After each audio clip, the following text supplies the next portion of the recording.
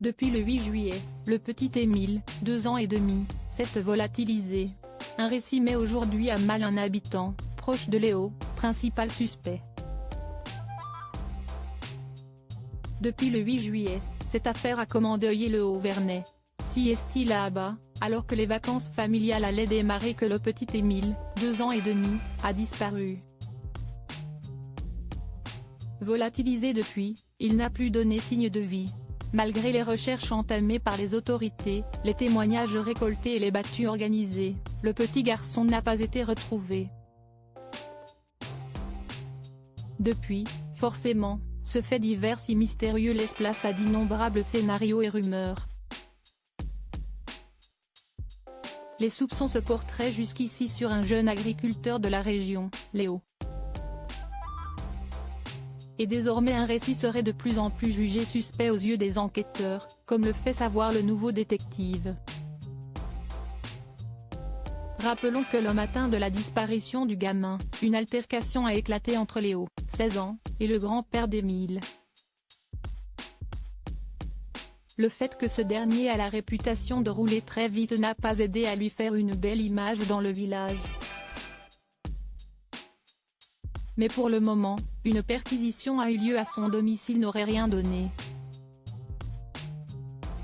En revanche, selon le nouveau détective, il serait le parfait coupable. Le jour du drame, Léo aurait traversé en tracteur le hameau en allant faire les foins sur ses terres. Il roulait trop vite, comme d'habitude, et aurait renversé le petit Émile qui était sorti dans la rue.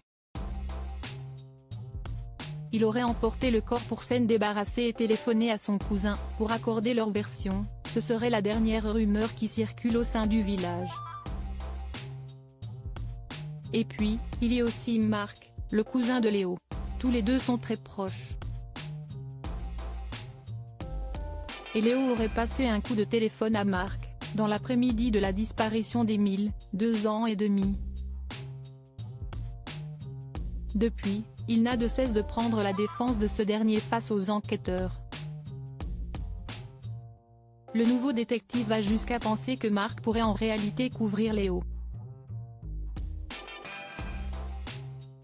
Lors d'un de ses témoignages, il aurait ainsi assuré voir le petit garçon grimper dans l'herbe vers la montagne. Un témoignage qui s'oppose à celui d'un autre témoin qui assure qu'il marchait de l'autre côté. Et les chiens renifleurs donnent raison à cette deuxième version. Par son récit, Marc éloigne l'enfant de la route. Mentirait-il pour couvrir son cousin Léo? Se pose comme question le nouveau détective.